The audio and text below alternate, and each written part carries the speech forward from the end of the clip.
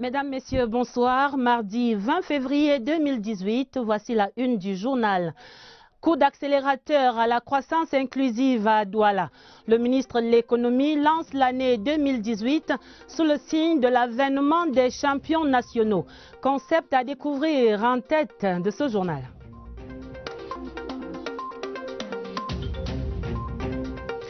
Coup d'accélérateur nécessaire à la survie de la presse privée. Le ministère de la Communication prépare les enveloppes de l'aide dans un océan de besoins. État des lieux d'un secteur en péril, c'est le dossier du 20h30. Coup d'accélérateur au chantier de la CAN 2019. Le ministre des Sports évaluait les travaux avec les entrepreneurs ce mardi à Yaoundé. Près le jour dit est le maître mot. C'est à suivre en page des sports. Voilà pour les titres. Ouvrant le journal avec ses bonnes perspectives pour l'économie nationale, les investisseurs allemands sont déterminés à multiplier des partenariats d'affaires au Cameroun. C'est là la substance de l'audience accordée ce mardi au Palais de l'Unité par le ministre secrétaire général de la présidence de la République, Ferdinand Ngongo, à Stéphane Liebing, c'est le président de l'Association des investisseurs de la République fédérale d'Allemagne sur l'ensemble du continent africain. Le reportage au Palais de l'Unité, Yves-Marc Modzo. C'est une véritable offensive que mène la République fédérale d'Allemagne en direction du Cameroun depuis quelques jours et plus spécifiquement auprès des plus hautes instances de notre pays. C'est la troisième fois d'être ici dans 2 semaines avec 2 rencontres avec le secrétaire général et une avec le président lui-même, soit le dernier ensemble avec le représentant, le conseiller spécial, comme vous vous souvenez, de la chancelière, Madame Merkel. Et je pense vraiment à une bonne série de rencontres, d'entretiens très fructueux. Alors il faut bien souligner que, disons, cette coopération marche. La dernière illustration de ce propos de son Excellence Hans-Dieter Stell est donnée par cette audience qu'accorde au nom du chef de l'État, le ministre, secrétaire général de la présidence de la République Ferdinand Ngongo, au docteur Stephen Liebing, président de Africa Verein, l'association des investisseurs allemands sur le continent. Pendant un peu plus d'1 heure, Stéphane Liebing et Ferdinand Ngongo vont parler affaires et notamment des nouvelles opportunités qui s'offrent et que la partie allemande entend saisir dans des secteurs aussi variés que l'énergie, l'industrie et les engrais chimiques, entre autres. Il est à noter que l'audience de ce 20 février 2018 entre le président d'Africa Verein et le ministre secrétaire général de la présidence de la République intervient 5 jours après celle accordée par le président Biya à Günther Nuck, le représentant personnel pour l'Afrique de la chancelière allemande Angela Merkel.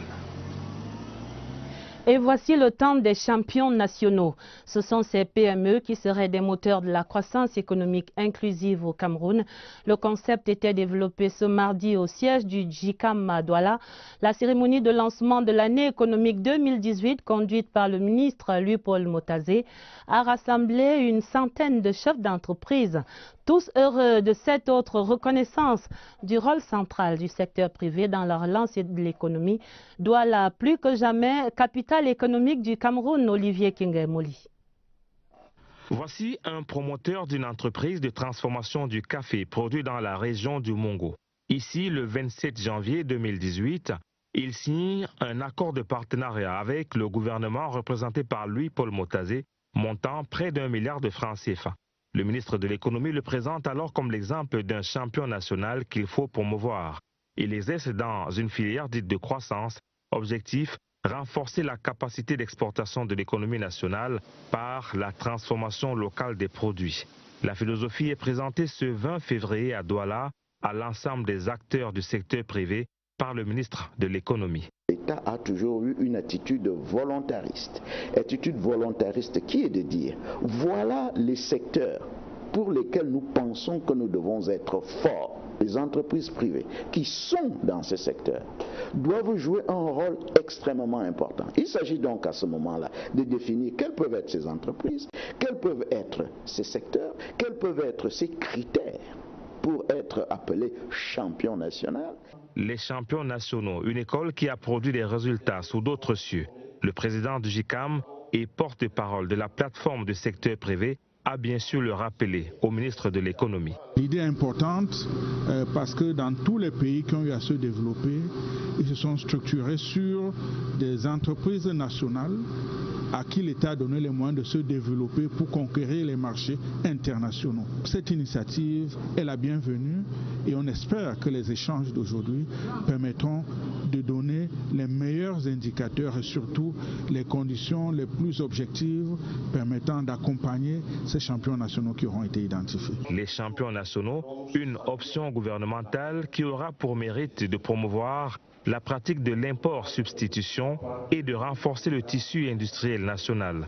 Les critères de sélection sont d'ores et déjà communiqués aux acteurs du secteur privé, à l'égard de qui cela doit pouvoir créer une réelle émulation, gage d'une intégration de notre économie dans la chaîne de valeur mondiale. Le lancement de l'année économique 2018 à Douala, c'était aussi l'occasion pour les opérateurs économiques et le gouvernement d'évaluer l'état du partenariat public-privé. Les chefs d'entreprise apprécient là-bas les mesures d'accompagnement mises en place, mais pour certains, le gouvernement peut mieux faire. Des opinions recueillies à Douala par Léon Bertrand Tanefo. La crise économique en zone CEMAC. L'économie du Cameroun, qui a le mérite d'être diversifiée et qui a su faire face au vent contraire, doit à présent s'appuyer sur de nouveaux paradigmes. Le secteur privé en est un atout majeur et sa contribution se veut plus productive par ces temps de crise. Pour les partenaires au développement, le problème des financements est déterminant. On ne peut pas prêter à n'importe qui. Il y a des conditionnalités à remplir et c'est le grand problème. Il faut que les gens vous fassent confiance, les gens vous connaissent, que vous ayez un background qui prouve que vous êtes relativement crédible et c'est en ce moment-là où les gens n'hésiteront pas à vous faire des crédits. Le vœu des acteurs de l'économie camerounaise est de voir les concertations, secteur public, secteur privé, se structurer davantage. Nous louons déjà l'initiative du ministre de l'économie, mais ce qui est important, c'est qu'au lendemain de ces assises, qu'un comité, une feuille de route soit établie. Les performances de l'économie camerounaise dépendent de l'action conjuguée de ses différentes composantes. Il faudrait que les problèmes du secteur privé soient réglés par le secteur privé. Si les grands groupes existent de groupements patronaux, c'est peut-être pour régler les problèmes de leurs membres. On a déjà envisagé tellement d'options qu'il faudrait peut-être maintenant regarder du côté de ceux qui ont besoin de ces financements à l'intérieur des regroupements patronaux. Le Cameroun est déterminé à mettre en place des conditions favorables à une croissance à 2 chiffres.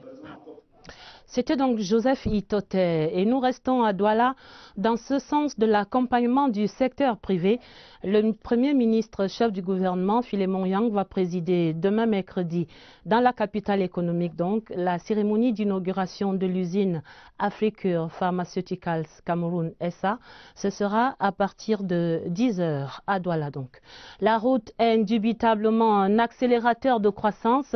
44 chantiers en cours à travers le Cameroun étaient passés en revue ce mardi par le ministre des Travaux publics, Emmanuel Nganou Djoumessi, qui a rassemblé les entreprises et les chefs de mission de contrôle pour dresser une photographie exacte de l'état d'avancement de ces grands chantiers routiers. Le point de l'évaluation, Marie-Laurence Senke.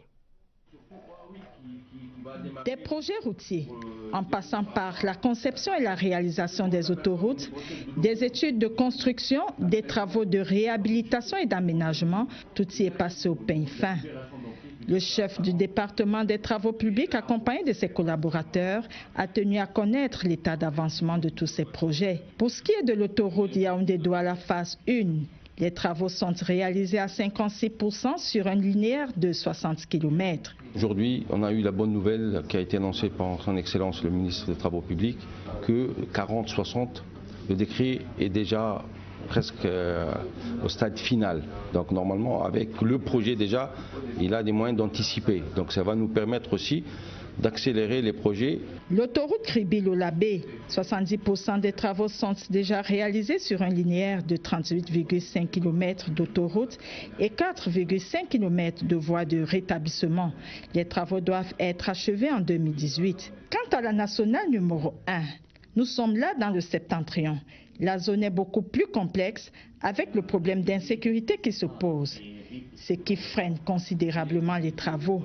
Rendu au 20 février, le taux d'avancement est de 15%. Et puis novembre, il y a une nouvelle dynamique dans le projet et les travaux sont en train d'avancer. Plus d'une quarantaine de projets ont été examinés. Un nouveau planning d'accélération des travaux est recommandé pour tous ces projets et la priorité est l'achèvement des travaux en cours et surtout leur mise en service. Sur un autre front, le gouvernement est mobilisé pour l'amélioration de la quantité et de la qualité de la viande de bœuf sur nos tables. Les villes de Yaoundé, Bolova et Kribi ont désormais leur entrepôt frigorifique.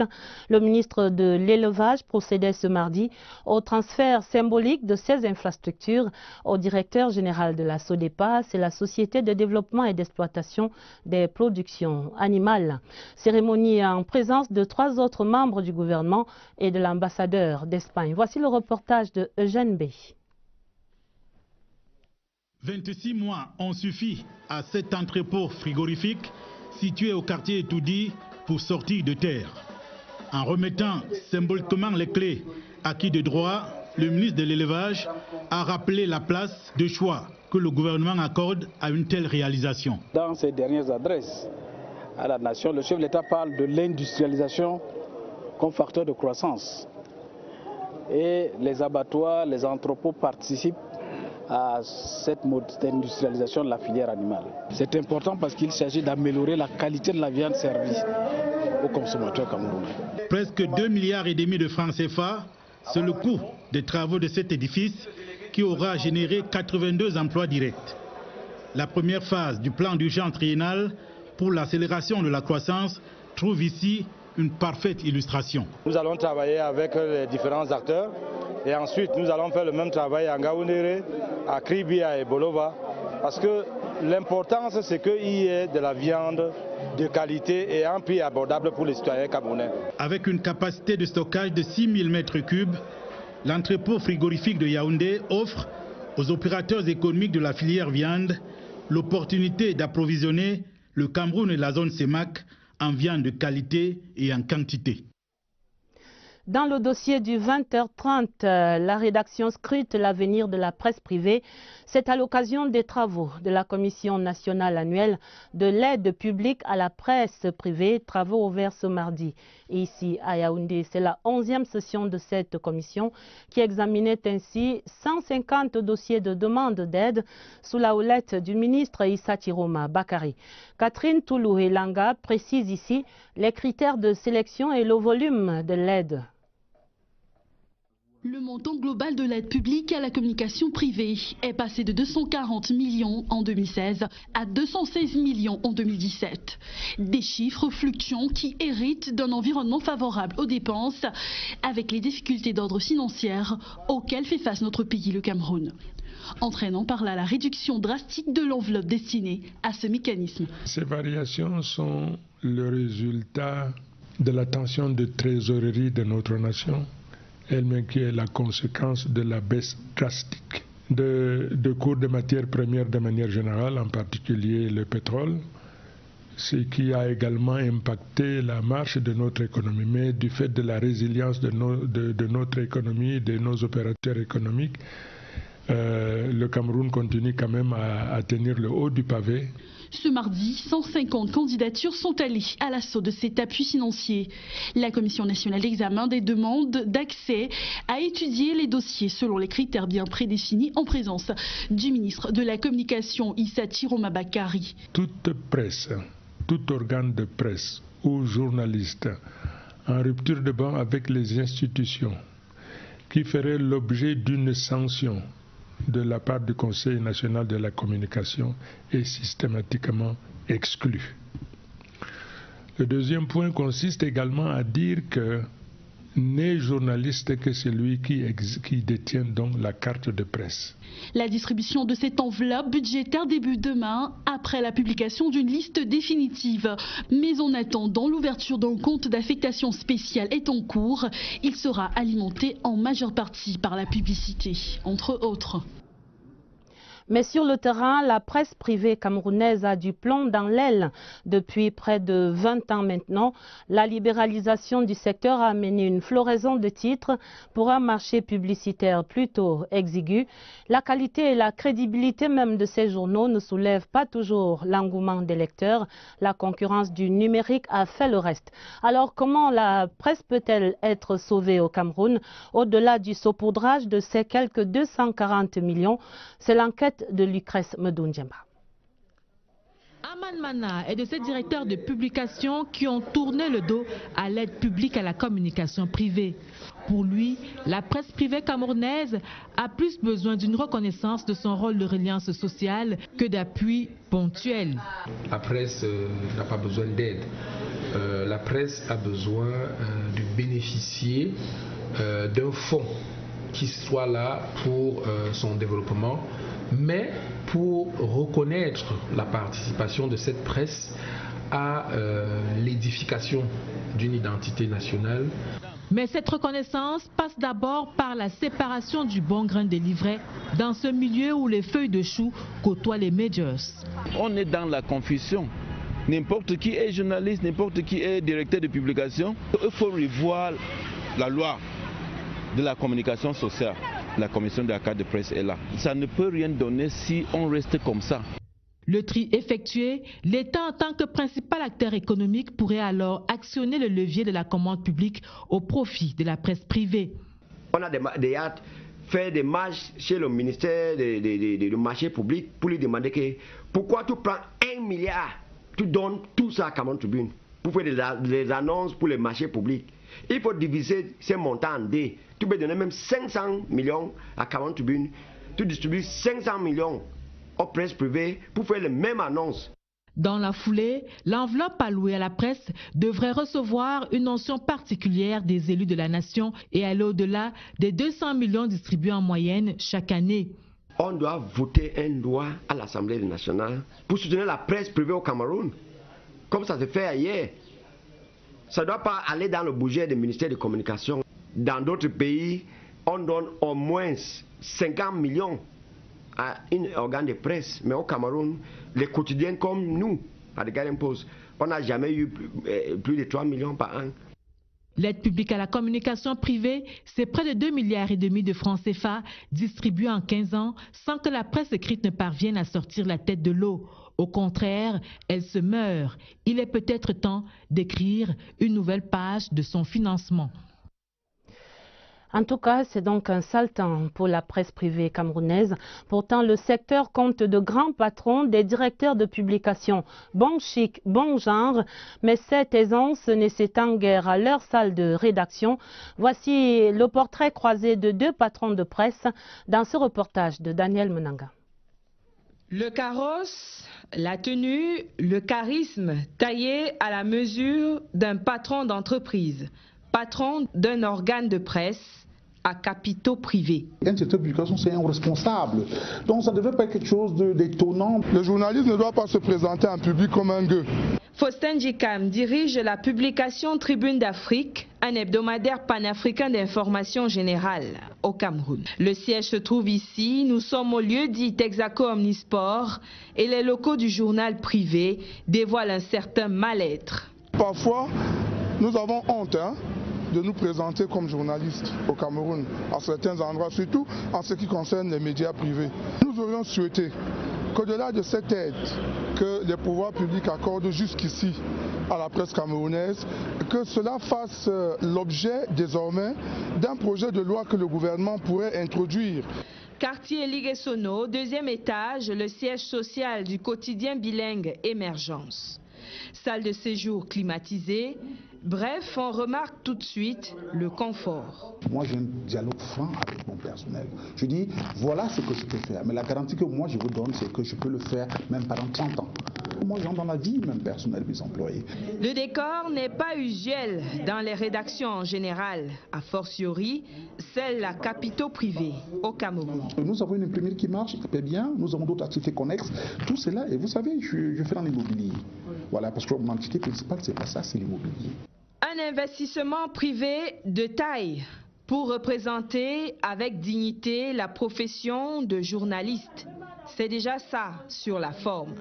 S'investir pour offrir un cadre décent à toute sa rédaction, une question d'honneur. Voilà qui est dit. Tout à fait autre chose à présent dans le journal. Yaoundé est sous le choc. La capitale vit une série d'accidents de la circulation, des accidents particulièrement meurtriers depuis la semaine dernière. On décompte déjà une dizaine de morts, dont le dernier ce matin à l'échangeur d'Ahala, c'est à la sortie sud vers Douala. Ces accidents sont généralement causés par des camions fous qui roulent à tombeau ouvert de jour comme de nuit dans la ville.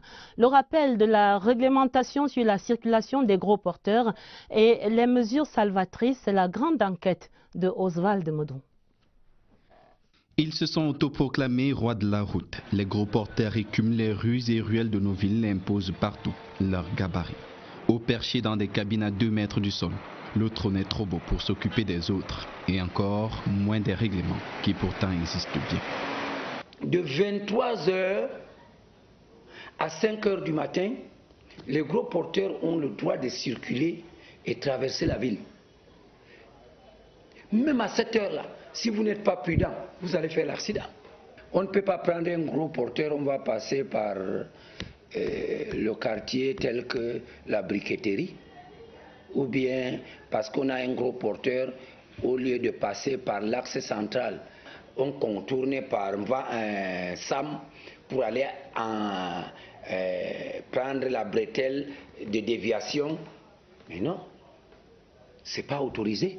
Résultat des courses, ces engins sèment chaque jour un peu plus la mort. L'année passée, mois d'août, nous avons constaté 117 morts. C'est beaucoup plus cette catégorie de conducteurs qui étaient impliqués. La dizaine de morts enregistrées entre jeudi et ce mardi matin dans la seule ville de Yaoundé s'ajoute à une liste bien trop longue déjà.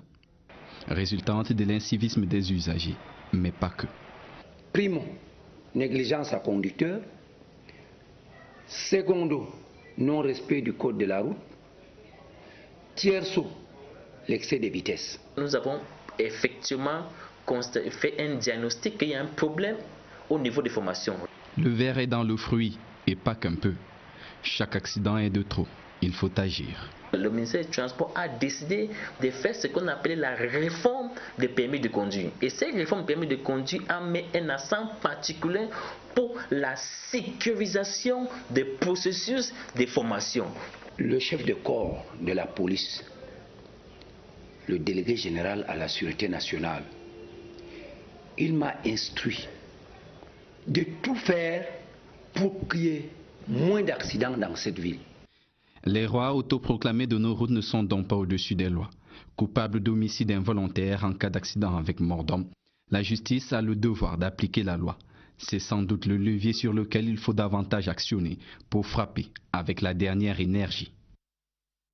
Et le 20h30 à ce soir, une pensée émue pour la mémoire et la famille de notre collègue Jean-Roger Kamga, décédé la semaine dernière au cours de l'un de ces accidents meurtriers de la circulation à Yaoundé. Le Parlement va entrer en session dans 10 jours. Ce sera le 2 mars en matinée pour l'Assemblée nationale et l'après-midi, le tour du Sénat. L'hémicycle de Ngouaïkele, sinistré par l'incendie du mois de novembre dernier, se prépare à reprendre du service avec des bureaux refaits.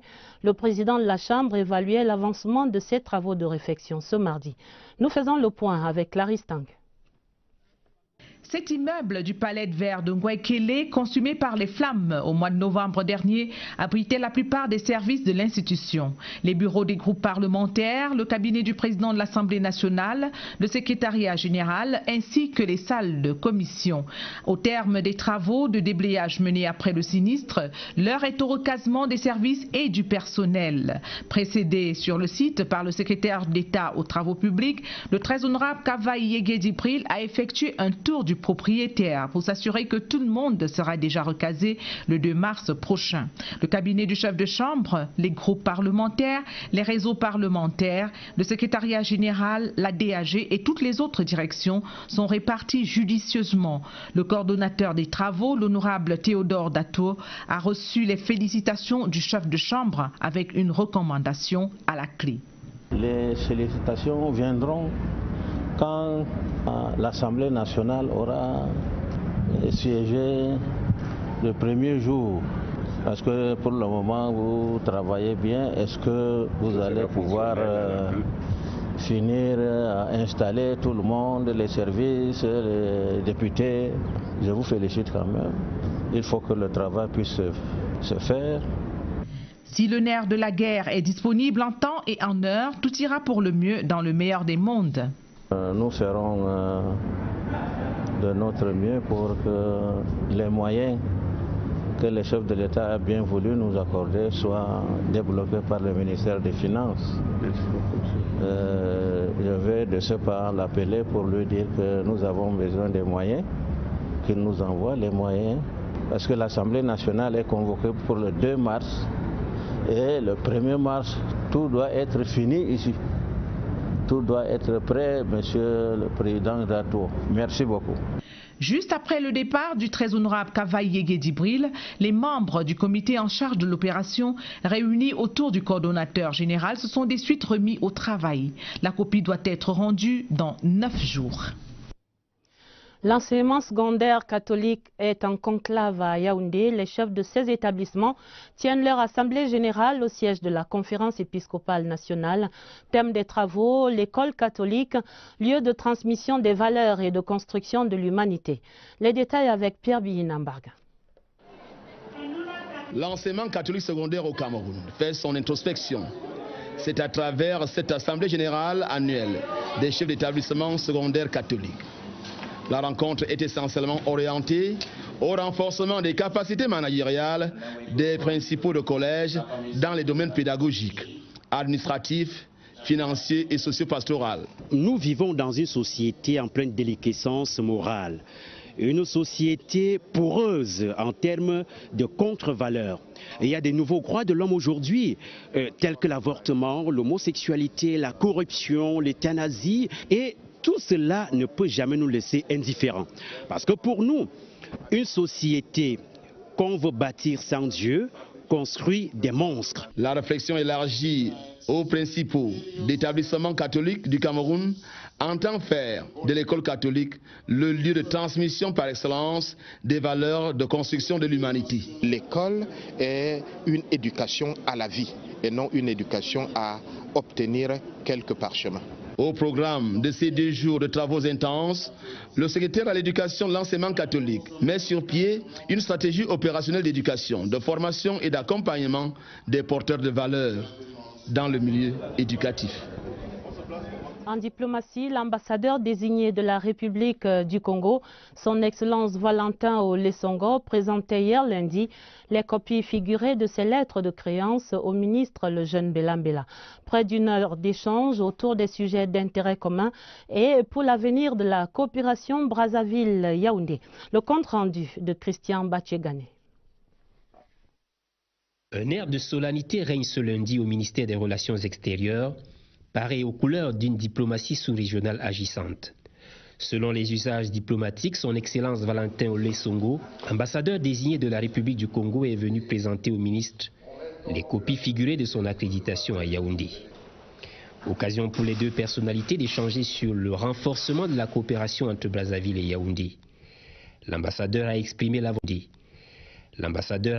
la volonté de son pays de capitaliser le tissu des relations étroites d'amitié et des projets d'intérêt commun entre le Cameroun et le Congo-Brazzaville, notamment l'université inter-État ou encore les travaux de la route entre Ouesso et San-Mélima. Le nouvel ambassadeur du Congo au Cameroun, son Excellence Valentin Olesongo, la soixantaine sémillante, est titulaire d'un doctorat 3e cycle en information et communication de l'université de Grenoble 3 en France. Ancien journaliste, il a été directeur général de la télévision nationale congolaise. Avant sa nomination comme ambassadeur du Congo au Cameroun, il était de juin 2012 à août 2017 ambassadeur de la République du Congo auprès du Royaume du Maroc. Dans le secteur des microfinances au Cameroun, le département d'Union Esso a sa 4e MC2. Cette autre mutuelle communautaire de croissance était inaugurée récemment en Kolmetet en présence de l'élite et des autorités administratives du département. Catherine Toulou, Elanga. Le département d'Union Esso accueille sa 4e mutuelle communautaire de croissance. Cette dernière est logée dans l'arrondissement de Kolmetet après Mbalmayo, Mengeme et Ngomdiap. Du beau monde ce 15 février pour l'inauguration officielle par le ministre délégué auprès du ministre de l'Agriculture et du Développement rural en charge du monde rural. La MC2 constitue un partenariat gagnant-gagnant entre le gouvernement et le secteur privé au bénéfice des populations. Ce que nous avons donc donné comme conseil, c'est que à partir du moment où cette structure leur appartient, ça deviendra ce qu'eux-mêmes voudront que ça devienne. Cette microfinance villageoise viendra booster la croissance et améliorer les conditions de vie des populations. Le projet, initié par le ministère de l'Agriculture et du Développement rural, est financé par Afriland. Je rêve que ça devienne un mouvement mondial parce que en fait, c'est la seule voie et la seule possibilité de venir à bout de la pauvreté. C'est de créer la richesse et de pouvoir organiser une distribution la plus équitable possible. Une réponse à l'absence de financement qui constitue un facteur limitant à l'agriculture de seconde génération. Autour du projet se trouve un comité de sages dirigé par Martin Barganguele. Je suis heureux que nous soyons là aujourd'hui tous pour participer à cet accouchement. Le chef de l'État veut le bien-être de tous les Camerounais. Mais ce que les Camerounais doivent savoir, c'est que le bien-être ne peut pas vous toucher lorsque vous arrivez à votre niveau si vous restez inactif. Les MC2 ont pour mission de développer les localités rurales tout en permettant aux agriculteurs de se prendre en charge. Et pour cela, l'État camerounais a fait appel à des partenaires, parmi lesquels Afriland, qui annonce par ailleurs un appui de 5 milliards de francs CFA aux 100 premiers souscripteurs de la mutuelle communautaire de croissance. La page des sports pour le point sur les chantiers de la CAN dans la perspective de la prochaine évaluation de la CAF. Le ministre des Sports, Bidong Pat, évaluait l'état d'avancement de l'ensemble des infrastructures en construction et en réhabilitation. C'était ce mardi à la salle des conférences du stade Omnisport. L'évaluation et les prescriptions du ministre des Sports dans ce reportage de Évariste Eyenga. C'est un électrochoc, la prescription de Pierre Ismaël Bidong Pat. Travailler désormais à une vitesse de pointe de jour et de nuit pour tenir les délais. Avant la prochaine mission de la CAF, vous devez vous mobiliser davantage en permanence de jour comme de nuit et surtout imposer la cadence de travail et les finitions dans les délais de toutes les infrastructures en construction et en réhabilitation. En face, les entrepreneurs n'y trouvent pas d'inconvénients. Ils rassurent, les chantiers vont afficher un nouveau visage dès les prochaines semaines. Pour moi et pour l'entreprise, il n'y a pas de problème. Je suis retourné la semaine dernière dans la Turquie. Je suis allé personnellement à vérifier la production de l'élément préfabriqué. Et il n'y a pas de problème. Le ministre des Sports l'exige aussi, le strict respect des recommandations issues de la première mission d'inspection de la CAF. Autre recommandation, un suivi quotidien de proximité de l'évolution des travaux, une synergie entre tous les acteurs, le respect du chronogramme et une collaboration entre les entreprises en charge du gros œuvre et celles engagées pour la mise en place des aires de jeu. La deuxième mission d'inspection de la CAF est annoncée au mois de mars prochain. Une bonne raison pour tous les participants à la concertation de ce mardi de repartir sur la pointe des pieds. Et voilà qui met un terme à ce 20h30. Pour l'essentiel, on retient le coup d'accélérateur donné à la croissance inclusive ce mardi à Douala. Le ministre de l'économie lançait l'année 2018 sous le signe de l'avènement des champions nationaux, des PME à booster par le gouvernement. Le coup d'accélérateur nécessaire à la survie de la presse privée camerounaise. Le ministère de la Communication prépare les enveloppes de l'aide publique à la presse privée. Et on a dit dans ce journal, dans un océan de besoins pour ce secteur en péril. Le coup d'accélérateur également donné au chantier de la CAN 2019 dans la perspective de la prochaine évaluation des équipes de la CAF. Le ministre des Sports, Bidong Pat, évaluait les chantiers ce mardi à Yaoundé auprès des entrepreneurs. La fin du 20h30, une édition préparée avec la collaboration de Catherine Toulou et Langa. D'autres informations pour vous, ce sera à minuit avec Nicole Doudou et Baldwin Sama. À retrouver juste après ce journal, votre émission de débat C'est politique. Mais Robert Biina et ses invités vont revisiter les années John Frundi comme chairman du SDF et puis la bataille des investitures pour les sénatoriales au sein du RDPC qui bat son plein. Bon débat et très belle soirée sur la CRTV. À demain, 20h30.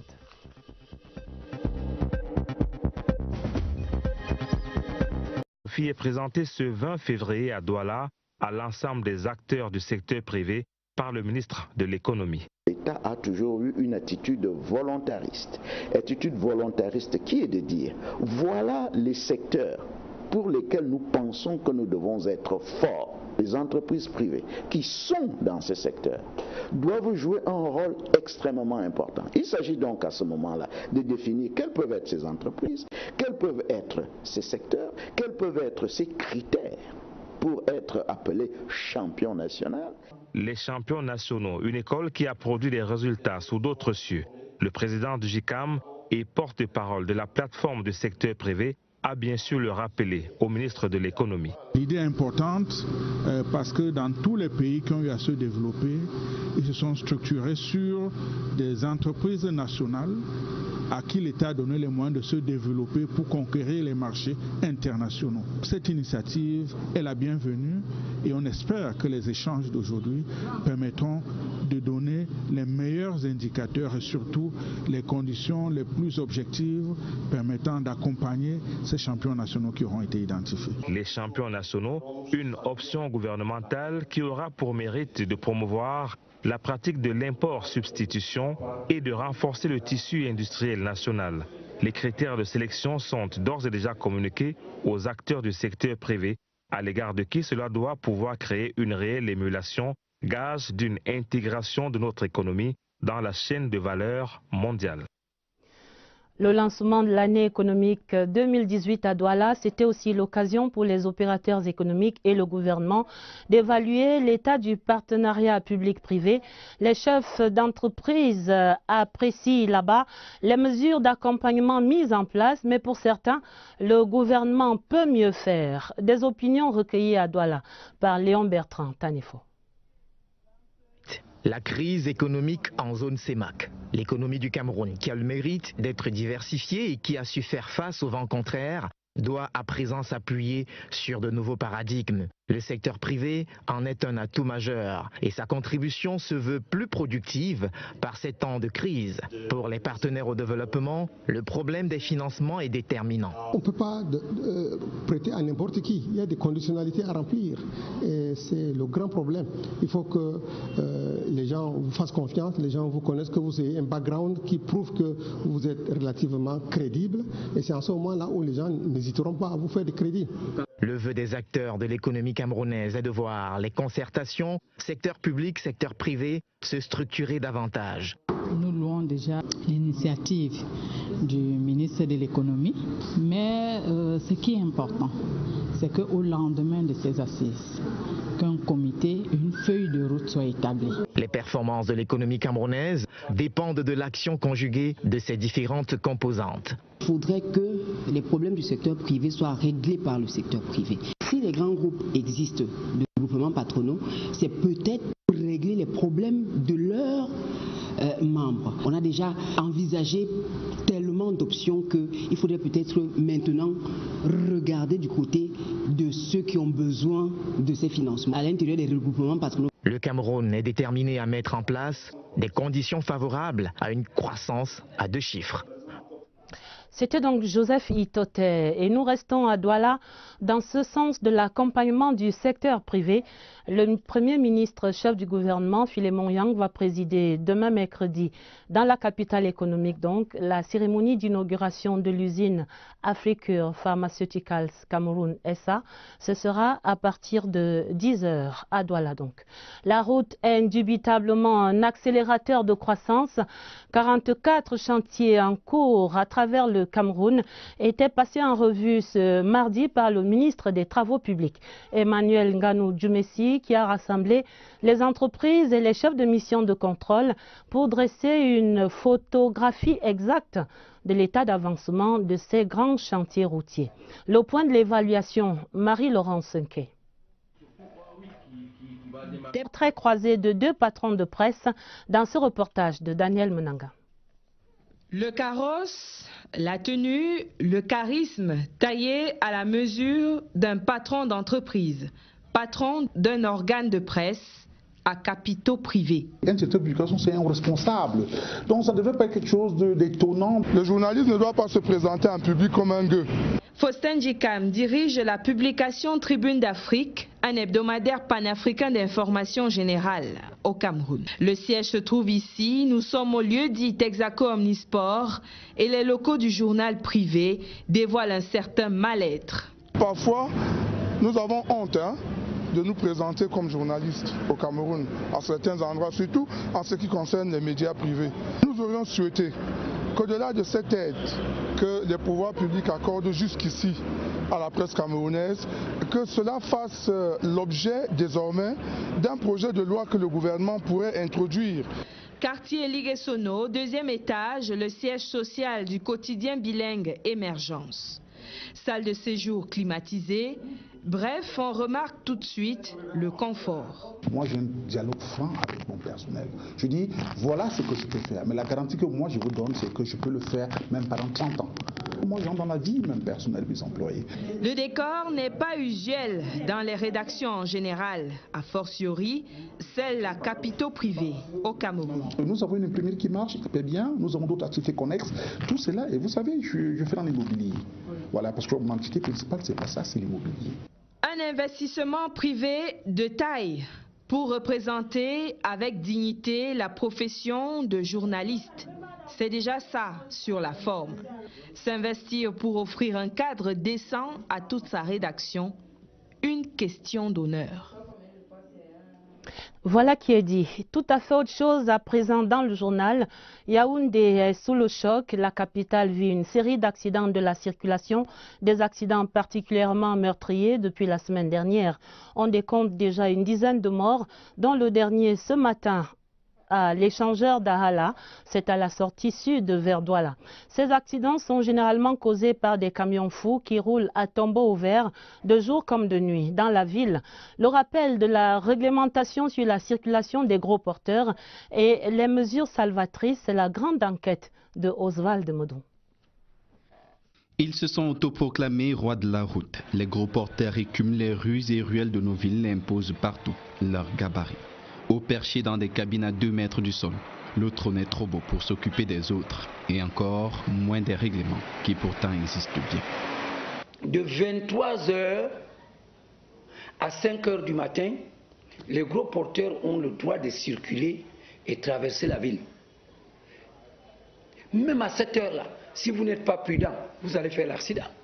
On ne peut pas prendre un gros porteur, on va passer par le quartier tel que la briqueterie, ou bien parce qu'on a un gros porteur, au lieu de passer par l'axe central, on contourne par Sam pour aller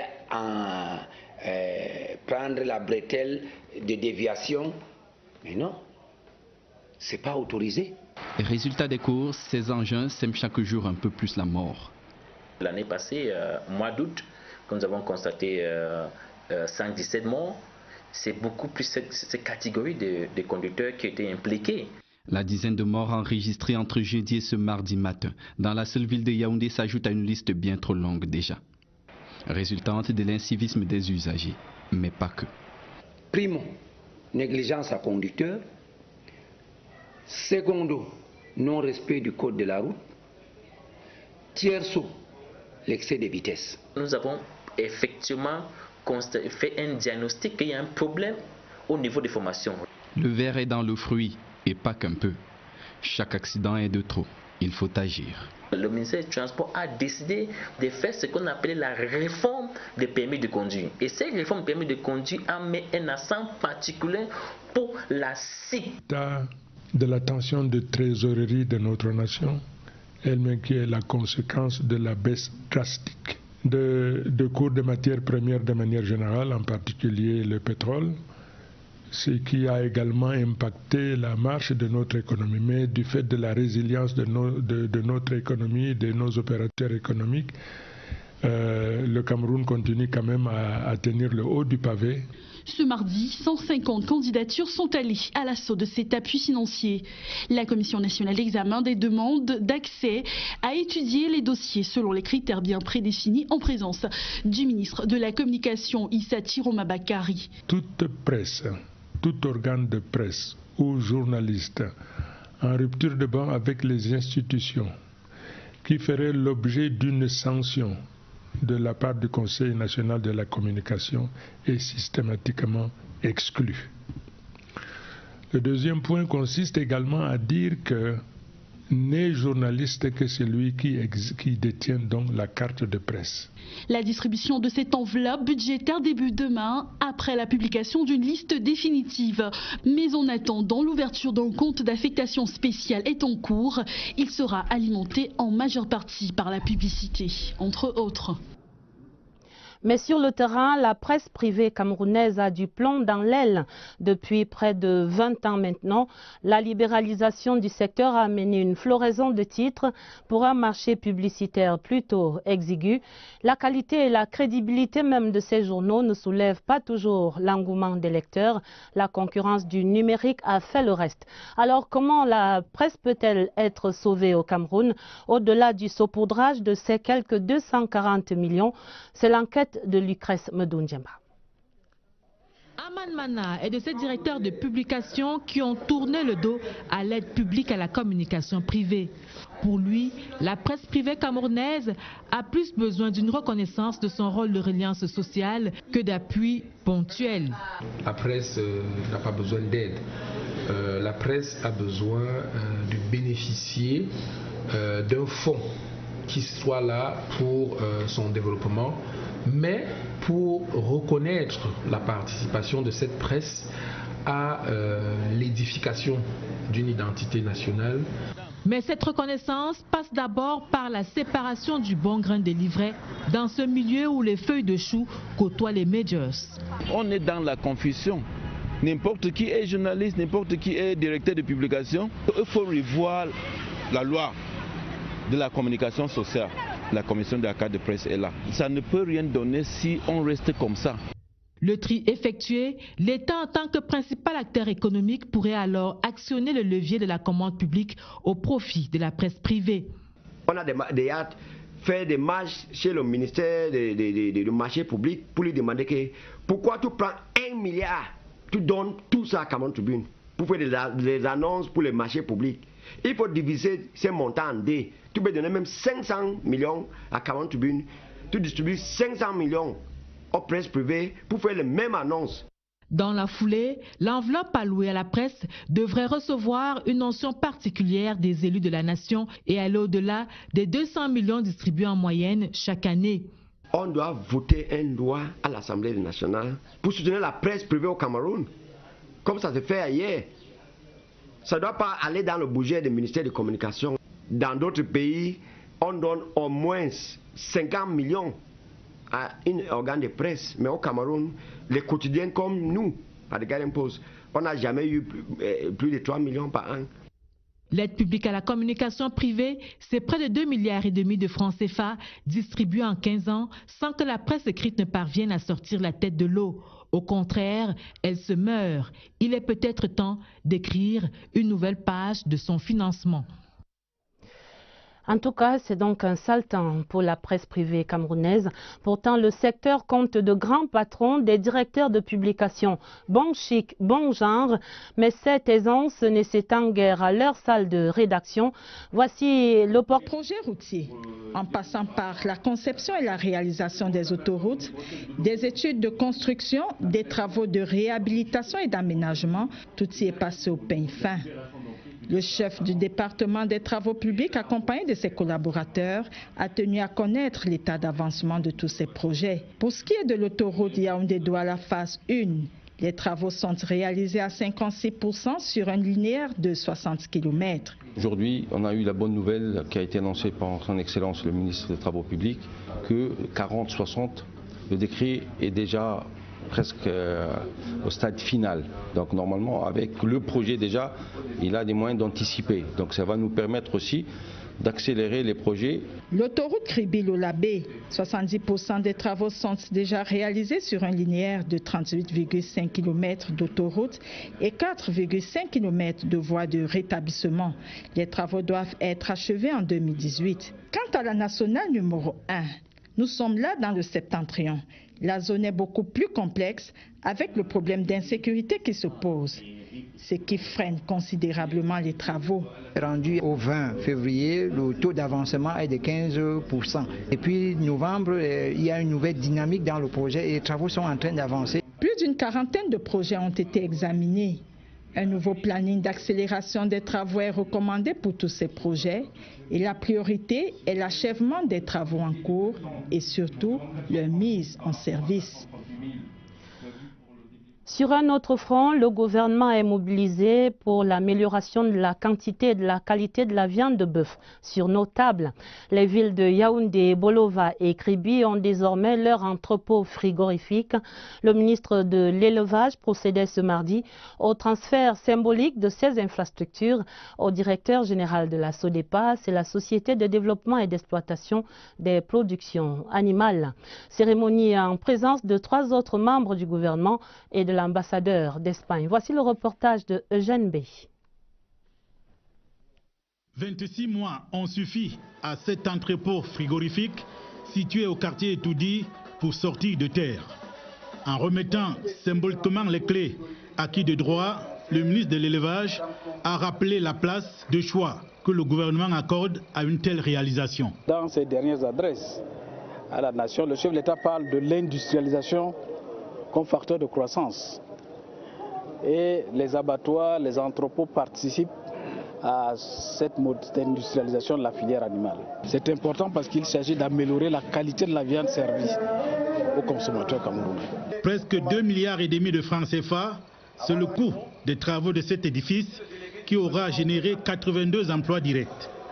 La première phase du plan d'urgence triennal pour l'accélération de la croissance trouve ici une parfaite illustration. Nous allons travailler avec les différents acteurs et ensuite nous allons faire le même travail à Ngaoundéré, à Kribi, à Bolova, parce que l'importance c'est qu'il y ait de la viande de qualité et à un prix abordable pour les citoyens camerounais. Avec une capacité de stockage de 6000 m3, l'entrepôt frigorifique de Yaoundé offre aux opérateurs économiques de la filière viande l'opportunité d'approvisionner le Cameroun et la zone CEMAC en viande de qualité et en quantité. Dans le dossier du 20h30, la rédaction scrute l'avenir de la presse privée. C'est à l'occasion des travaux de la Commission nationale annuelle de l'aide publique à la presse privée, travaux ouverts ce mardi. Et ici à Yaoundé, c'est la 11e session de cette commission qui examinait ainsi 150 dossiers de demande d'aide sous la houlette du ministre Issa Tiroma Bakari. Catherine Toulou-Elanga précise ici les critères de sélection et le volume de l'aide. Le montant global de l'aide publique à la communication privée est passé de 240 millions en 2016 à 216 millions en 2017. Des chiffres fluctuants qui héritent d'un environnement favorable aux dépenses avec les difficultés d'ordre financier auxquelles fait face notre pays, le Cameroun, entraînant par là la réduction drastique de l'enveloppe destinée à ce mécanisme. Ces variations sont le résultat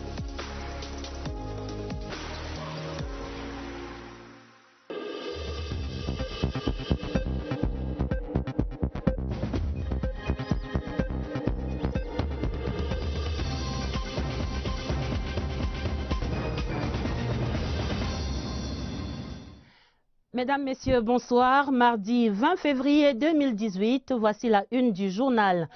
Coup d'accélérateur à la croissance inclusive à Douala. Le ministre de l'économie lance l'année 2018 sous le signe de l'avènement des champions nationaux. Concept à découvrir en tête de ce journal.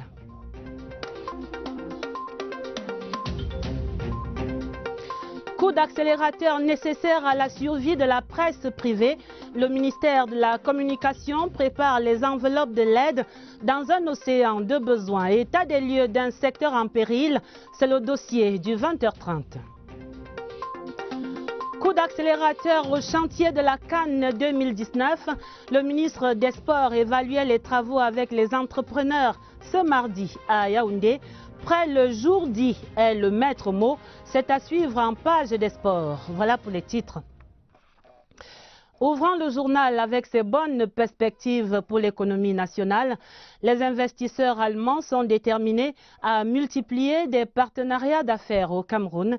C'est là la substance de l'audience accordée ce mardi au Palais de l'Unité par le ministre secrétaire général de la présidence de la République, Ferdinand Ngongo, à Stéphane Liebing, c'est le président de l'Association des investisseurs de la République fédérale d'Allemagne sur l'ensemble du continent africain. Le reportage au Palais de l'Unité, Yves-Marc Modzo.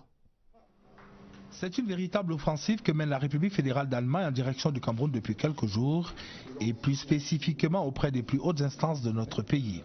C'est la troisième fois d'être ici dans 2 semaines avec 2 rencontres avec le secrétaire général et une avec le président lui-même, soit le dernier ensemble avec le représentant, le conseiller spécial, comme vous vous souvenez, de la chancelière, Madame Merkel. Et je pense vraiment à une bonne série de rencontres, d'entretiens très fructueux. Alors il faut pas, on peut bien souligner que, disons, cette coopération marche. La dernière illustration de ce propos de son Excellence Hans-Dieter Stell est donné par cette audience qu'accorde au nom du chef de l'État, le ministre, secrétaire général de la présidence de la République Ferdinand Ngongo, au docteur Stephen Liebing, président de Africa Verein, l'association des investisseurs allemands sur le continent. Pendant un peu plus d'1 heure, Stéphane Liebing et Ferdinand Ngongo vont parler affaires et notamment des nouvelles opportunités qui s'offrent et que la partie allemande entend saisir dans des secteurs aussi variés que l'énergie, l'industrie et les engrais chimiques, entre autres. Il est à noter que l'audience de ce 20 février 2018 entre le président d'Africa Verein et le ministre secrétaire général de la présidence de la République intervient 5 jours après celle accordée par le président Biya à Günther Nuck, le représentant personnel pour l'Afrique de la chancelière allemande Angela Merkel. Et voici le temps des champions nationaux. Ce sont ces PME qui seraient des moteurs de la croissance économique inclusive au Cameroun. Le concept était développé ce mardi au siège du JICAM à Douala. La cérémonie de lancement de l'année économique 2018, conduite par le ministre Louis-Paul Motazé, a rassemblé une centaine de chefs d'entreprise. Tous heureux de cette autre reconnaissance du rôle central du secteur privé dans la relance de l'économie, Douala, plus que jamais, capitale économique du Cameroun, Olivier Kingemoli. Voici un promoteur d'une entreprise de transformation du café produit dans la région du Mongo. Ici, le 27 janvier 2018, il signe un accord de partenariat avec le gouvernement représenté par Louis-Paul Motazé, montant près d'1 milliard de francs CFA. Le ministre de l'économie le présente alors comme l'exemple d'un champion national qu'il faut promouvoir. Il exerce dans une filière dite de croissance. Objectif, renforcer la capacité d'exportation de l'économie nationale par la transformation locale des produits. La philosophie